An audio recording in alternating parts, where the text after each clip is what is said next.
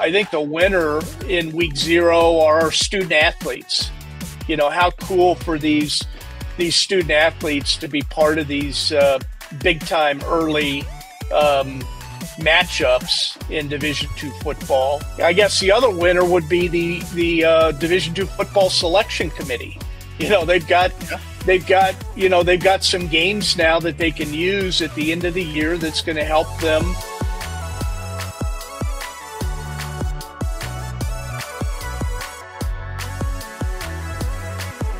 Welcome back into another edition of the A-Game Show. I'm Chris Roush, joined alongside MIAA Commissioner Racy. As always, sir, a pleasure to have you back on again. And fall sports season's underway now. Yeah, we're playing games, and a lot of good things going on around the conference, Chris. But appreciate you having me on, and good to see you. Yeah, it's always that busy time of year, especially from your perspective, administration side of things, our perspective, covering everything. Coaches, I'm sure, are stressed to the max, and all this fall sports season are going. But we're going to spend a lot of time on football today. Week 0 games. It's going to take a little bit to get used to saying that here. Week 0 games, giving the MIAA schools a chance to go out of conference. Obviously, there was that one conference game, but it was a rivalry game with Washburn and Emporia State there in week 0. Overall, I thought it was a pretty good showing by the MIAA. I mean, this is the first time in, over 10 years that the MIAA has been able to really go out of conference like this. And there were some really good high-profile top 10, top 5 matchups there in week 0. Well, this is what we worked for. You know, we spent last year leading up to the NCAA convention trying to convince other member schools, the MIAA and a few other conferences kind of leading the charge on week 0 and trying to convince the membership that this would be a really, really good thing for Division II football. And I think, I think the first time out, pretty successful. Some really big matchups, some good attention being paid to Division II football. There were, a couple of hits on ESPN that I saw this weekend about some of these games, and I think ESPN did something about the Pitt State uniforms. So it's a very positive development, I think, and really I think the winner in week 0 are our student athletes. You know, how cool for these student athletes to be part of these big time early matchups in Division II football. It's something that we haven't seen for a while. I guess the other winner would be the Division II football selection committee.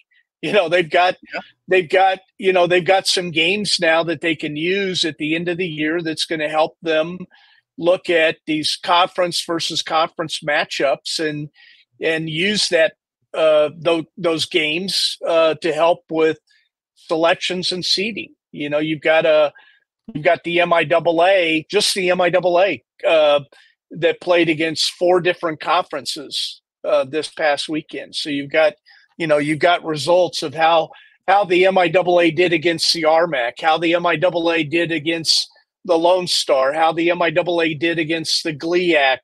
You know, you've got these matchups now that will be helpful at the end of the season. You look at the games, and we'll go through those really quickly here. For my calculation, my math's right, should be 4 wins for the MIAA, 2 losses from the out-of-conference games, and obviously the Emporia State beating Washburn in conference play. But you look at Minnesota State, that's a really good football team going down to Maryville. They beat Northwest, Missouri Western, going on the road against former MIAA opponent at Northeastern State. Comeback victory there for the Griffins there second half. Nebraska Kearney getting a win against Chadron State. Fort Hays State having to play on Friday against Angelo State, getting a win there. Then the other loss there was the Missouri Southern to Midwestern State in a close one as well. So overall, some really good matchups, but I think the biggest one was that Saturday night game. I know you have to remain unbiased, and when you talk about favorite stadium atmospheres, but I don't have to be that. I guess completely like that. The jungle, when the jungle is packed like it was when I saw the photos, the videos down there Saturday night for that game. Pittsburgh State is one of those cool environments that I don't think a lot of people enjoy going to play in, but it looked so cool to see that place packed for that type of game with Ferris State coming into town. And I don't want to say week 0 has huge ramifications, but a game like that game can go a long way for a team like Pittsburgh State too. Well, credit to both coaches, both athletic directors, both institutions of wanting to play that game. You know, there are a lot of people that would back away from a big game like that. I think credit to both programs and the history and success of both programs to say, let's create that early in the season and play a big game like that. And, you know, Pitt State will be going back there next fall to start the season. But it was, it was loud in the jungle. It was, you know, a really cool environment, packed house, a night game. Pitt State came out in their black uniforms, and it was a really, really cool place to be. And, you know, Ferris probably didn't play as well as they wanted to. Pittsburgh State, you know, they played really well, but they also, you know, they had an interception at the goal line. They had a blocked field goal. They have some things that they probably are working on and wish turned out a little better. But it was a good start to the season for the Gorillas. And, you know, you went through the matchups, Chris, and, you know, I think I tweeted something out about this, you know, not that the preseason conference rankings mean a lot, but, you know, going into these games, I think they help, you know, establish kind of at least who the favorite should be in these games. And, you know, for the MIAA, I think we stacked up pretty well. We had, you know, number 10 in our conference preseason, Nebraska Kearney, went on the road and beat the number 7 preseason team in the RMAC, Shadron. Missouri Southern, a really good football team, but they're picked 8th in a very competitive MIAA conference, and they narrowly lost to the number 5 pick in the Lone Star Conference, Midwestern State. Northwest was our number 3 preseason team, and Mankato was the number 3 preseason team in the Northern Sun Conference. So, you know, that game was probably a toss-up, and the Bearcats came back late, but Mankato's a really, really good football team. And then, you know, I think maybe the surprise of the weekend was Fort Hays State beating a really good Angelo State team, ranked number 25 in the country. I think picked number 2 preseason in the Lone Star Conference, and Hays, you know, beat them 21-7. So, you know, I think I'm pleased with the start of the season. You know, really another cliche, Chris, but you know, the start of the season doesn't matter. It matters how you finish the season, how you end the season. And, you know, I think some of these teams that we're talking about right now, Angelo, Mankato, Ferris, some of the MIAA schools, maybe a Midwestern State, those are schools that are going to be hoping that they're playing a playoff game come November. So looking for the AFCA coaches poll. I don't think the week 1 official ones are out when we're recording this podcast yet, but the division2.com, d2football.com polls are out for week 1. And you look at Central Missouri still at 2 because them and Harding didn't play. They're in week 0. Central Missouri in action this week. Pitt State up to 3. Looking through as fast as I can read. Looks like Fort Hays State coming in at number 24. And I think that's everybody right now in the d2football.com poll. But again, there's a chance this week for a team like Emporia that, you know, Angelo State's not in the top 25 at d2football.com anymore, but that's still a really good football team. And Emporia State had a really good, impressive win last week as well. So I think these non-conference games, like you said, can go a long ways in for a fan perspective too, along the way of saying, okay, now we got to have a better understanding of these polls, maybe a little bit more too, that you're not locked in. It just kind of maybe keeps fans more invested in that sense, because you can compare a little bit more than years past as well.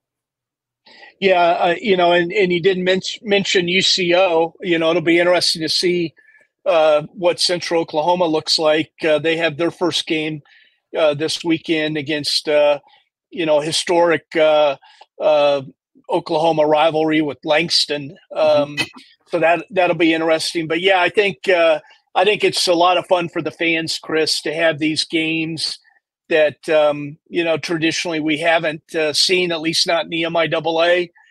These non-conference matchups, early season non-conference matchups, and week 0 gave us that opportunity. And yeah, you mentioned Emporia. I got to believe that they're pretty close to cracking that top 25. And Gunnar Gundy, the head coach at Oklahoma State's son, Gunnar Gundy, is leading Emporia State, got Offensive Player of the Week in the MIAA for his performance against Washburn.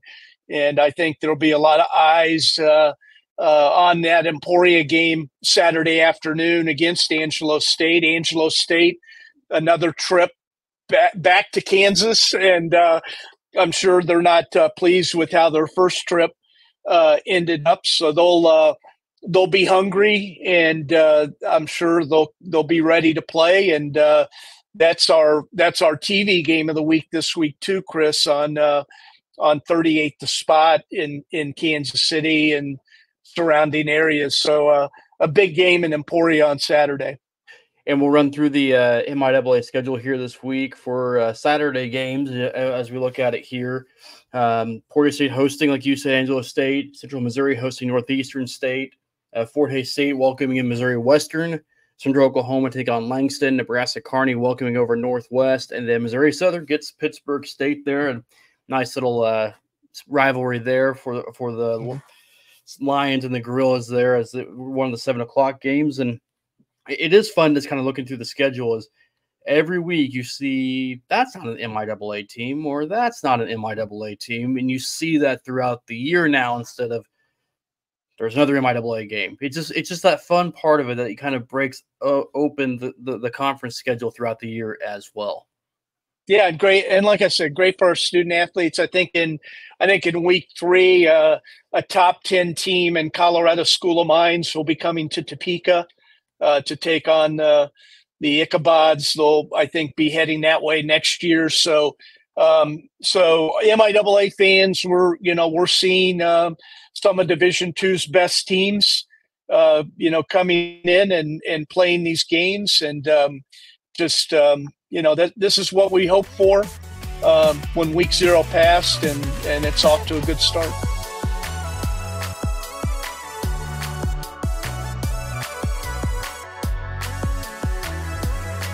We continue on with the A-Game show with now the Deputy Commissioner of the MIAA, Amber Feldman, joining Mike and I to talk a little bit what the KPI rankings are, and for everybody like myself and many out there.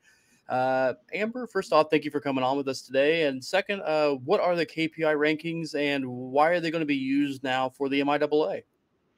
Well, Chris, thanks for having me. Our athletic administrators decided to adopt this KPI for our postseason tournament qualification and seeding, as our membership has changed and the number of desired games in our conference schedules has changed as well. We're going to be playing kind of an uneven number, so not everybody's playing each other twice, so it's a little different than we've had in the past. So as a result of that, we decided to go with this KPI, these key performance indicators, to help with our tournament qualification and seeding to make sure we've got the best teams advancing to the postseason. And when you guys look at that with using this system, because this is going to be relatively new, I think, for everybody to kind of get accustomed and acclimated to, what are those key performance indicators that you guys are going to use for the league to decide these things? So the way KPI works, they really use this results-based metric. So they look at every team's schedule, their conference schedule only, and they look at they rank every team's wins, losses on a kind of a positive to negative scale, where they kind of determine what your worst possible loss is and gives that a -1 number, and then their best possible win will receive a +1 number. So they really put that into this formula, and it'll be changing throughout the season.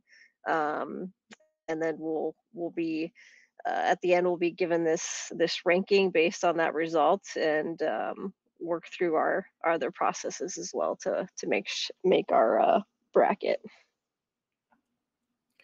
Amber, let me jump in. For fans in the MIAA, how are they going to track this? Will they see that on our website? What will fans? When will they see it? Like in the volleyball season or in the basketball season?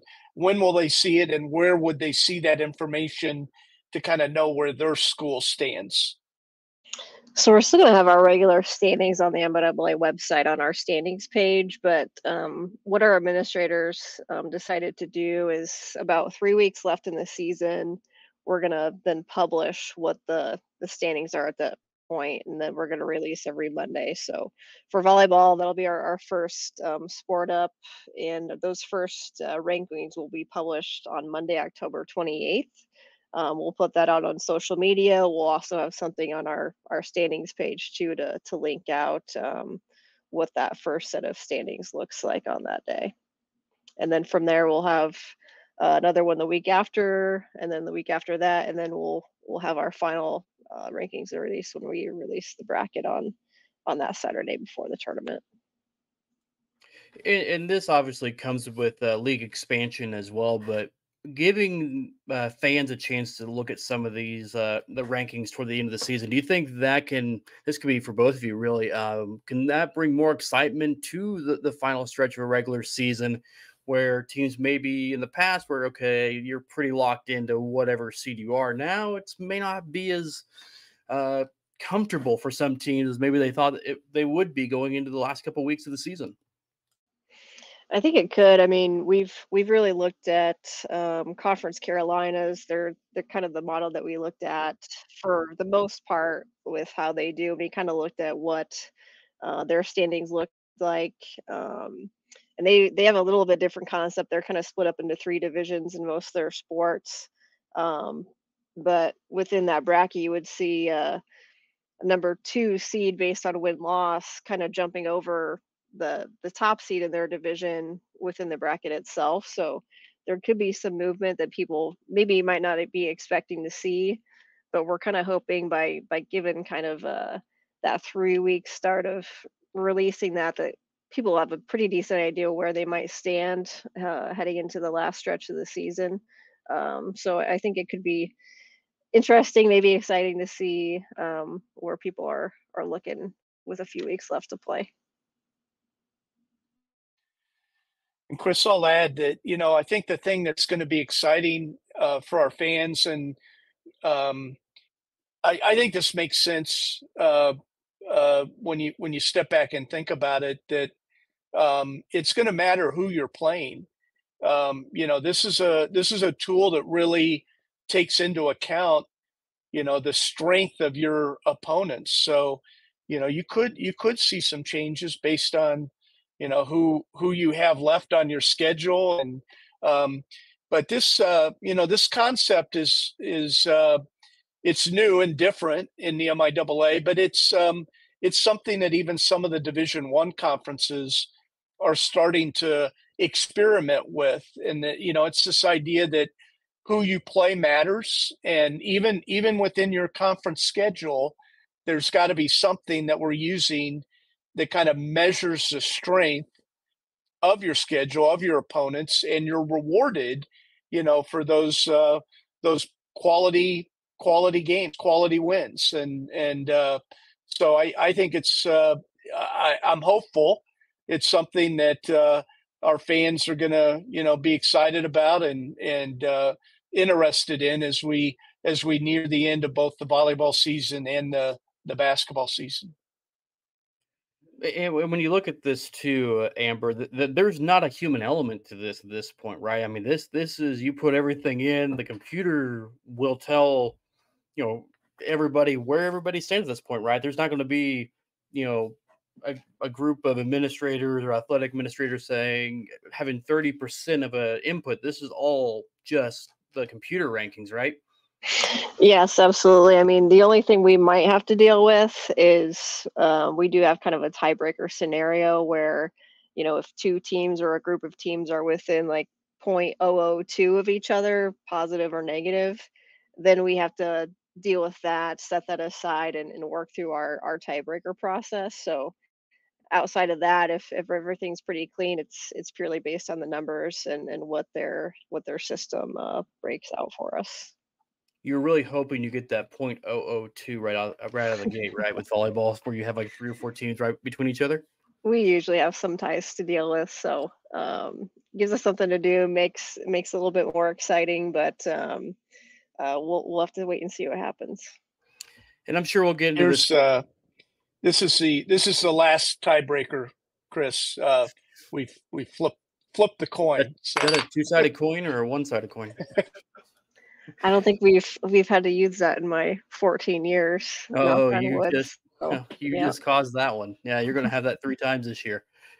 You look at you guys go into the KPI rankings, and you look at scheduling having to change because of the geographical part of the MIAA too. Is that a big hand-in-hand part of this too, where old style won't work because you won't be able to get every team in because of the growth of the conference at the same time as well? Yeah, I mean, we kind of create schedules based on geographic setup, but yet you still want to make sure there's some good competition in all those, and making sure there's equal opportunity to get those wins and get quality wins. And it ebbs and flows with teams, especially in volleyball. Our conference is so strong, and our region is so difficult. That you just never know who's great themselves sometimes and make a run at the end. So ultimately the strongest team will prevail, and we'll just see who comes out on top. Yeah, a couple things related to that too, Chris. Our conference is on record that we definitely want to expand and grow, but our administrators are pretty adamant that they don't want us to at least not right now, have an East-West division or a North-South division. This is about keeping kind of a single standings for all schools, but to have some tools that we can use, because naturally we're going to build out schedules based on geography. You're going to play schools more often that are located closer to you. But this is not divisional play in the MIAA. This is we're still one conference, but we do have this tool now that sets us up for being able to analyze your schedule and take that into account when determining teams in the tournament and what they're seeded. Amber, I appreciate the time. We'll get you out of here on this maybe most important question of the day. Your thoughts on Commissioner Racy's pitch at the Royals game a couple months ago? I know you had to have the unlucky, maybe lucky, I don't know. Maybe you had the opportunity to catch that. Your thoughts on how that went over?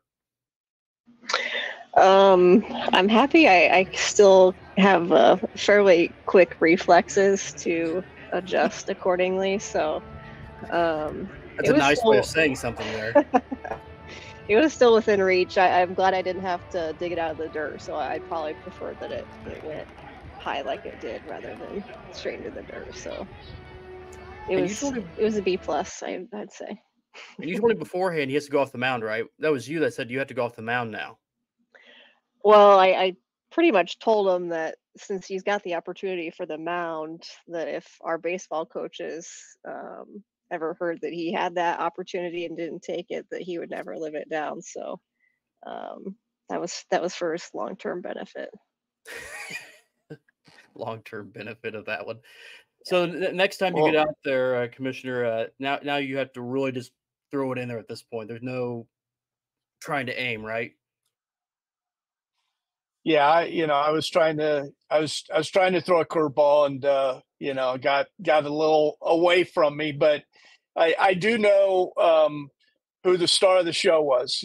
I've had more people tell Amber good catch than tell me good pitch. So she definitely did her job of trying to frame it, trying to bring it back inside, trying to make the commissioner look good. But I didn't really give her anything to work with. But yeah, I'm hopeful that we get another chance, and maybe next time Amber goes on the mound and I get back behind the plate. See how that goes. Well, now I'm gonna have to start practicing. I just love the fact that you had to say your nicest play possible. I'm just glad I could still I have the reflexes to move instead of just saying, no, that ball was terrible. That was a really nice way of what you just said there. I'm glad I can move still. Yeah. He is still my boss. That's so, true. And he's like, what, 10 feet away from me at this point? Maybe, if that. Pretty much, yep. Just over there. Yeah. He's staring over at this point too, just waiting for us to get off this podcast and just come talk to you. So, Amber, Mike, I appreciate the time today. As always, Chris, thank you. Yes, thanks, Chris.